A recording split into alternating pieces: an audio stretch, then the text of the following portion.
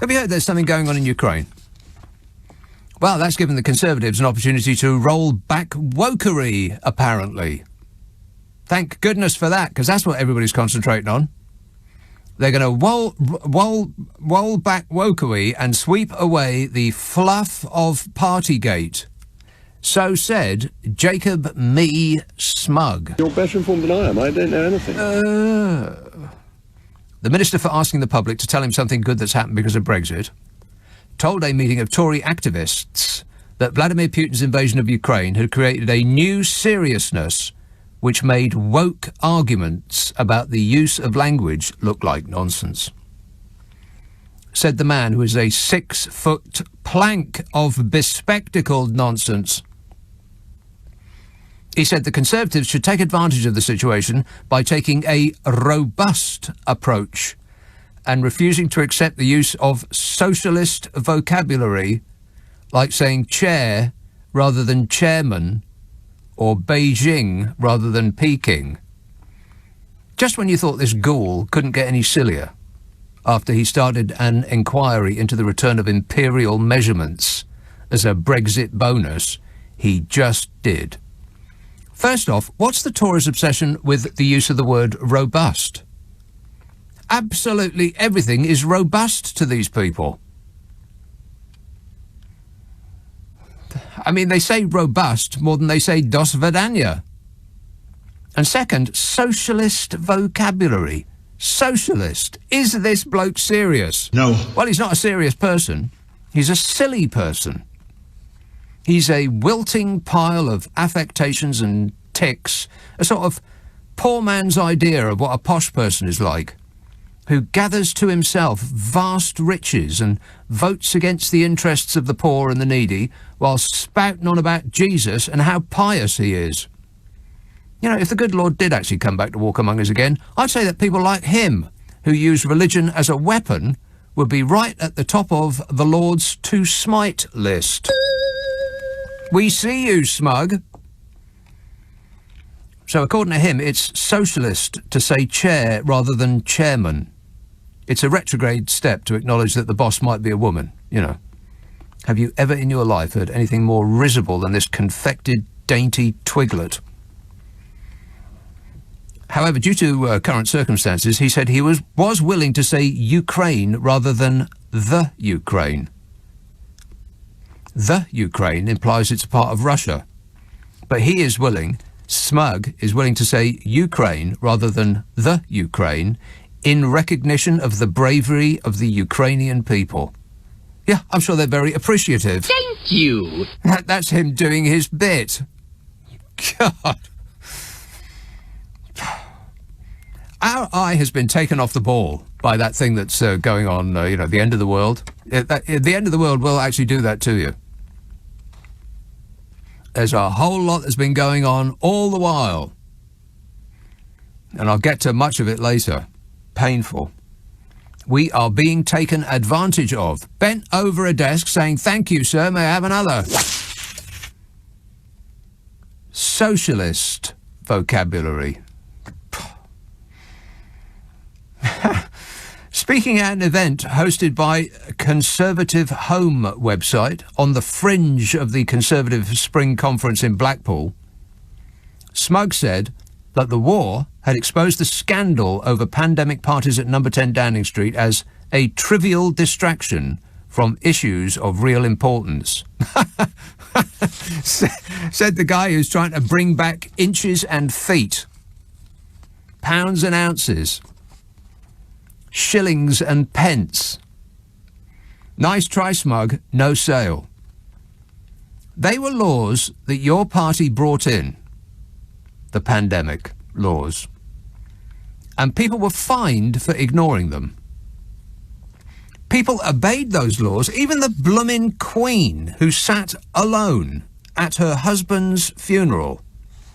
And thousands could not see their loved ones before they died because of the laws that you brought in, while all the time your party partied like it was 1999. Rock and roll! You do not get a pass because the bloke that's been funding your party went bananas and invaded a foreign country. No. And furthermore... No, no, no, no, no. Your lot were guilty before, they're guilty now, and will continue to be guilty, and absolutely no one should let them off the hook. Just because this charmless sundial tells us that we're being silly for not forgetting about it.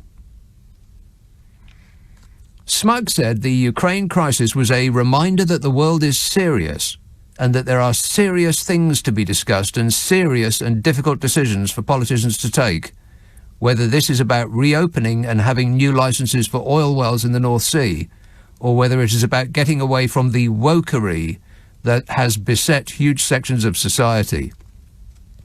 That's what he said. OK, first off, keeping us reliant on oil and gas is playing right into Russia's hands.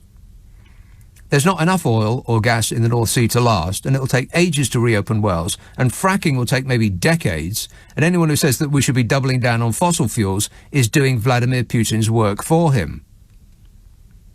And as for this made-up culture war nonsense about wokery that served the Tories so well for so long, it's your lot that keep that fire burning.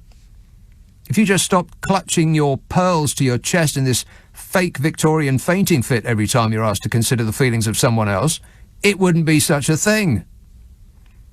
But you won't let it go, because it riles up your fans, who might otherwise spend their time wondering where all those benefits of the Brexit you sold them are, and why they're so poor, when you told them they'd be so well off. Smug said, in the aftermath of Putin's invasion, nobody cares about rows over words which may offend people. Well, why are you bringing it up then, you dissembling hat stand? All that nonsense is shown up for the trivial nature of it, he said, and that we're now looking at serious, difficult decisions that have to be made. I would say the same about Partygate, he said. All of that is shown up for the disproportionate fluff of politics, rather than something of fundamental seriousness about the safety of the world and the established global order. What is he talking about? We must forget anything that does not affect the established world order. So all those fines for breaking COVID rules will be paid back, and pretty much anyone in jail should be released immediately. Of course, the reverse should be true of any politician that's taking money from dodgy Russians and has allowed Vlad the Insaner to infiltrate British politics.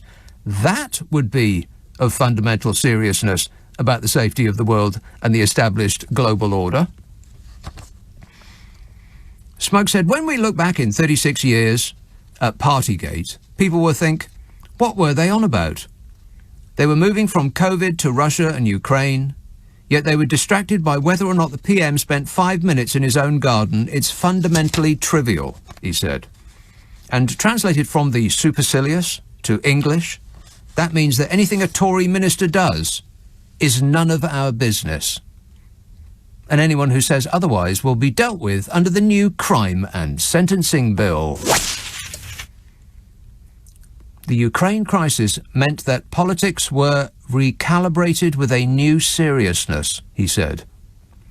And he said that this provided a job for Conservatives to do. A new seriousness. So here's what Mr. New Seriousness said next. He said, as Conservatives, we've bought in over the last 20 years to socialist language. And that is a terrible mistake. We shouldn't do that, he said. We should definitely say chairman, not chairperson.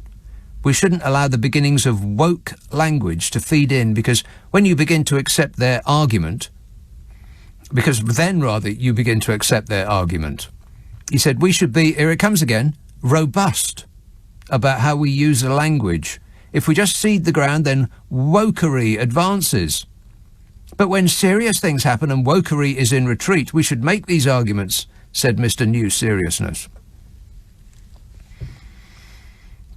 Despite saying he'd switched from the Ukraine to Ukraine in light of the crisis, Smug said he had no view on supermarket Sainsbury's decision to rename its Chicken Kiev ready meals Chicken Kiev. He said, it's not a dish I would eat, he said. That dangerous stuff, garlic. Garlic. He said, as I'm not going to eat it, I don't really mind what you call it. He said his own 6 children had avoided indoctrination with the woke terminology they heard at school. God. He said they get taught the normal politesse of the chattering classes, and they come home and say, this is all ridiculous, this is what we've been told, and it isn't funny at all. He said, it's absolutely fascinating how children are not perhaps quite as susceptible to indoctrination as we may think. Well, I think he's just proved that his own children seem to have been indoctrinated quite robustly by their ludicrous, phony, upper-class twit of a father. Please explain to me, people of north-east Somerset, why you keep voting for this hollow, soulless, taxidermied stick insect. Why?